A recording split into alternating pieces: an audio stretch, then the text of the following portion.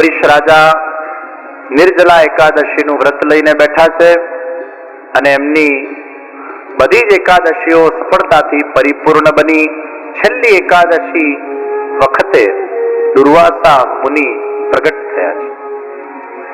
ઘણીવાર આપણને એમ થાય કે આપણે કોઈ પણ સત્કર્મ કરતા હોઈએ એમાં વિઘ્નો કેમ આવે છે. પૂર્ણમલ ક્ષત્રિયએ પણ ભગવાન શ્રીનાથજીનું સુંદર મંદિર ગિરિરાજજીના શિખર પર બાંધવાનું જ્યારે શુભારંભ કર્યું ત્યારે વિઘ્ન આવ્યું અને 18 વર્ષ કામ બંધ રહ્યું. અને પછી પ્રભુની કૃપાથી પુનઃ પૈસા કમાવીને લાવ્યો અને એ મંદિરનું કામ પરિપૂર્ણ થયું.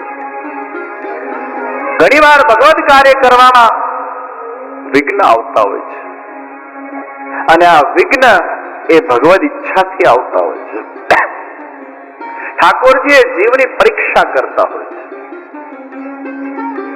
હંમેશા યાદ રાખજો, સારા કાર્ય કરવામાં ભગવાન અનેક પ્રકારની પરીક્ષાઓ એટલા માટે લે છે એ આપણા મનને વધુ ને વધુ પરિપક્વ બનાવવા માંગતા હોય છે. અમરીશ રાજા છેલ્લી એકાદશી કરવા આવ્યા અને એ જ વખતે દુર્વાસા મુનિ પ્રગટ થયા. તેરસ બેસવાની તૈયારીમાં છે, પારણા કરવા પડે એમ છે. મર્યાદા માર્ગના અંદર you have to follow all the rules and regulation અને ડિસિપ્લિન સાથે you have to follow everything.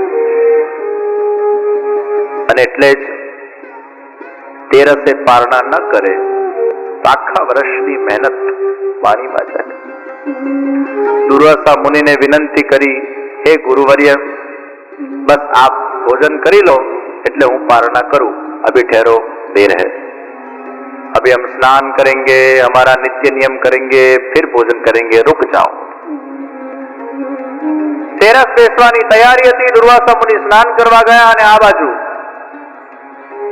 બધાના સલાહ મશવરા કર્યા પછી નિર્ણય લેવામાં આવ્યો કે જલ પી લઈએ, અનાજ ગ્રહણ ન કરીએ તો એકાદશી ન તૂટી અને છતાંય પારણા થઈ ગયા એવું કહેવાય. બધાના સલાહથી જલ પીવામાં આવ્યું, પારણા કર્યા અને દુર્વાસા મુનિને ખબર પડી કે રાજા અંબરીશે જલ પી લીધું છે. ક્રોધાયમાન થયા. અરે મહારાજ, મેં જલ જ પીધું છે, હજી ભોજન નથી કર્યું. આપ ભોજન કરશો પછી કરીશ. તારી નિર્જલા એકાદશીનું વ્રત હતું અને તે જલ પી લીધું એટલે તારી નિર્જલા એકાદશી જલ પીવાથી પરિપૂર્ણ થઈ ગઈ. તે વ્રત પૂર્ણ કરી દીધું છે. ક્રોધાયમાન થઈને કૃત્યા છોડી, એ ભયંકર કૃત્યા જ્યાં અમરીશ રાજાના પાછળ છોડવામાં આવી ત્યાં જ ભગવાનનો એ સુદર્શન ચક્ર ત્યાં પ્રગટ થઈ ગયું અને સુદર્શન ચક્રે એ કૃત્યાને બાળીને ભસ્મ કરી નાખી. સુદર્શન ચક્ર અમરીશ રાજાના પાછળ, સુદર્શન ચક્ર દુર્વાસા મુનિના પાછળ દોડતું ગયું. દુર્વાસા મુનિ આગે આગે, સુદર્શન ચક્ર પીછે પીછે. દોડતા દોડતા બ્રહ્માજી પાસે ગયા. બ્રહ્માજી કે આનો ઈલાજ મારા પાસે નથી. શિવજી પાસે ગયા, આનો ઈલાજ મારા પાસે નથી. ભગવાન વિષ્ણુ પાસે ગયા. વિષ્ણુ ભગવાન કે છે આનો ઈલાજ મારા પાસે પણ નથી, કારણ કે તમે ભક્તનો દ્રોહ કર્યો છે. તમે ભક્ત અમરીશ પાસે જાઓ, એ જ આ ચક્રને શાંત કરી શકશે. દોડતા દોડતા 1 વર્ષની યાત્રા પછી અમરીશ પાસે પુનઃ આવ્યા. અમરીશના પગે પડી ગયા. અરે ગુરુજી, આપ આ શું કરો છો? મારે આપને પગે પડવાનું હોય, આપે મને પગે ન પડવાનું હોય. હું સમય આચી છું આપનો. આપ બોલો, આપ આદેશ કરો. અરે આ સુદર્શન ચક્રને તું શાંત કરી આપ. અને તે જ વખતે અમરીશ રાજાએ હાથ જોડીને વિનંતી કરી કે અગર હું વિષ્ણુ ભગવાનનો સાચો શુદ્ધ ભક્ત છું તો આ ચક્ર શાંત થઈ જાય. અને ચક્ર શાંત. દુર્વાસા મુનિએ ફોર્માલિટી કરી, રાજા ભોજન કર્યું. 1 વર્ષથી રાહ જોઈને બેઠો છું. આપ ન પધારો ત્યાં સુધી મારું ભોજન કઈ રીતે શક્ય બને? આપ જમો પછી મારું ભોજન થાય. હું 1 વર્ષથી પ્રતીક્ષા કરીને બેઠો છું. આવા ભક્ત અંબરીશ હતા. દ્વારકાધીશની સેવામાં એવા રચ્યા પચ્યા છે. દિવસ દરમિયાન સેવા કરે, બપોરે સ્વાધ્યાય કરે, સાંજે હરિનામ સંકીર્તનમાં વ્યસ્ત રહે. એમની સમુચિત ઇન્દ્રિયો કેવલ ને કેવલ ભગવાનની ભક્તિમાં લાગી ગયેલી. રાજા હતા, પણ એમને રાજકાજ એ રીતે આખું મેનેજ કરેલું હતું કે કોઈએ પણ એમને ડિસ્ટર્બ નહીં કરવા. આખી હાયરકી એ રીતે ગોઠવેલી હતી કે દ્વારકાધીશની ભક્તિમાં એ લીન રહે તો પણ એમનું તંત્ર ચાલ્યા કરે. ये ऐसे राजा था जिन्होंने कुछ छोड़ा नहीं था, लेकिन उन्होंने सब मैनेज किया था. અમરીશ રાજા પાસે એ શીખવા જેવું છે કે ઘર ગ્રસ્તીના વચ્ચે, કાર્યભારના વચ્ચે, બધું જ માથે વ્યવસ્થા હોય એના વચ્ચે કઈ રીતે ભગવાનની ભક્તિ કરી શકાય, એ બ્યુટી એ રાજા અમરીશ પાસે શીખવાની જરૂર છે. અને આવા પરમ ભક્ત તેમનું ચિત્ત દ્વારકાધીશજીમાં લાગી ગયું હતું. ભગવાને એકાદશીની મહત્તાને સિદ્ધ કરવા માટે આ રાજા અમરીશના ચરિત્રને ઘડ્યું. ભક્તની મહત્તાને સિદ્ધ કરવા માટે રાજા અમરીશના ચરિત્રનું ઘડતર થયું છે. અગર મારા ભક્તને કોઈ ખોટી રીતે હેરાન કરશે, એ કોઈ દેવ જ કેમ ના હોય, એ સુદર્શન ચક્ર ચલાવવામાં મને ત્યાંય કોઈ જગ્યાએ આપત્તિ નહીં થાય. દુર્વાસા મુનિ પણ ભગવાનના અવતારોમાંના એક છે, अंशावतारमाना एक है. और उनके सामने भी भगवान ने सुदर्शन चक्र चलाने में जरा भी संकोच महसूस नहीं किया. राजा अम्बरीश जी ना ए दिव्य चरित्र ने प्रणाम करिए.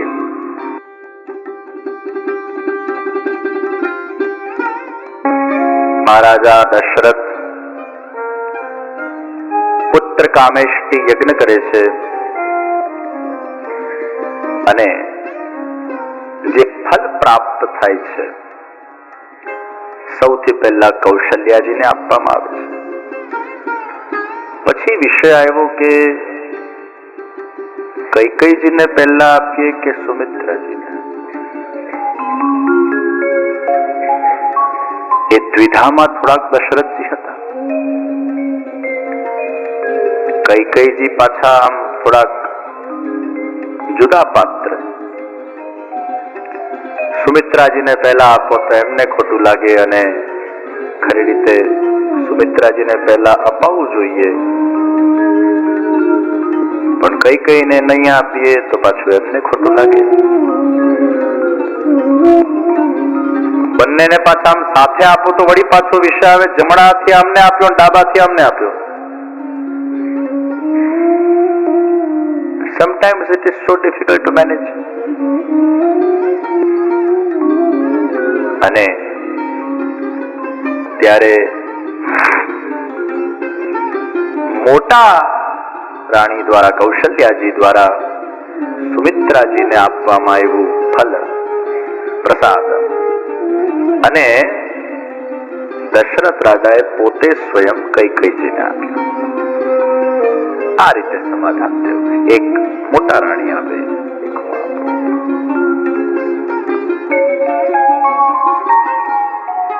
ભગવાન રામચંદ્ર નું મંગલ પ્રાગટ્ય થયું છે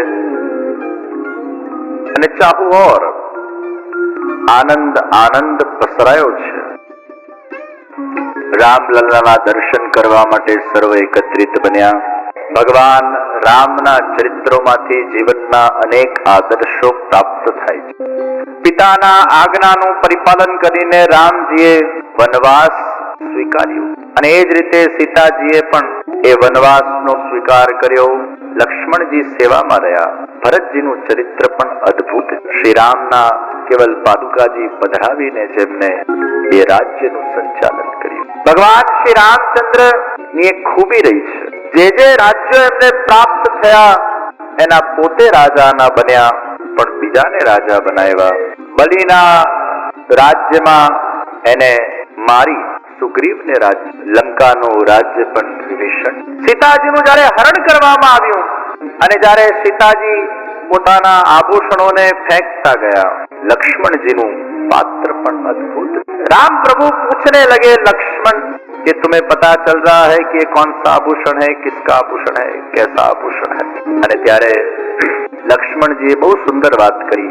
અત્યાર સુધી મેં ક્યારે પણ સીતાજીને ઊંચી આંખ કરીને જોયા નથી. જ્યારે સીતાજીને જ ન જોયા હોય तो એમના આભૂષણોનો સવાલ જ નથી આવતો. हाँ, मैंने उनकी पायल देखी थी और मैं पायल को पहचान सकता हूँ क्योंकि उनके जब मैं चरण स्पर्श करता था तो उनकी पायल जरूर नजर आती थी. लक्ष्मण जी નું અદ્ભુત વ્યક્તિત્વ. મુદ્રા લઈને જ્યારે હનુમાનજી જાય છે સીતાજી પાસે અને कहते हैं मैं रामदूत हूँ. 2 बार कहा, 3 बार कहा, लेकिन सीताजी ने सुना नहीं. और जब कहा करुणा निधान का दूत हूँ, और तब जाकर सीताजी को विश्वास बैठा, कारण के सीताजी ये श्री राम जी ने करुणा निधान कहता. अरे मैया आप ये सिंदूर क्यों लगाते हो? ये सिंदूर लगाने से पति की उम्र बढ़ती है. हनुमान जी एवा राम भक्त एमने नक्की कर्યું बस આપણે ક્યાં સિંદૂરની કમી છે. એમના દેહ પર સિંદૂર લગાવતા ગયા આખું સિંદૂર ચોપડતા ગયા. વળી પાછું વાનર શરીર એટલે સિંદૂર ચોટે નહીં એટલે પછી કીધું તેલ લાવો, અમે તેલ से मिलाओ ताकि वो ચોટ જાય. શાકભાજીના અંદર પણ મસાલાને ચોટાડવું હોય તો તેલ નાખવું પડે, નહીં તો મસાલો ચોટે નહીં. સિંદૂર તેલથી ચોટાડો. આવી હનુમાનજીની ભક્તિ કે રામ પ્રભુ માટે કંઈ પણ કરવા જે તૈયાર થઈ જાય. અને એટલે જ રામ નામના પથ્થરો તરી ગયા. રામ જે પથ્થરને ફેંકે પથ્થર. રામ ભગવાન શબરીના દ્વારે પધાર્યા, એઠાબોર ખાધા, પુષ્ટિ લીલા કરી. આ મર્યાદા લીલામાં શક્ય નથી. મર્યાદા પુરુષોત્તમ કોઈના એઠાબોર ખાઈ ન શકે. એ પુષ્ટિ પુરુષોત્તમ જ આ કરી શકે. એટલે જ શબરીના એઠાબોર એ પુષ્ટિ લીલા છે. નરસિંહજી પ્રહલાદજીને ચાટ્યા એ પુષ્ટિ લીલા છે.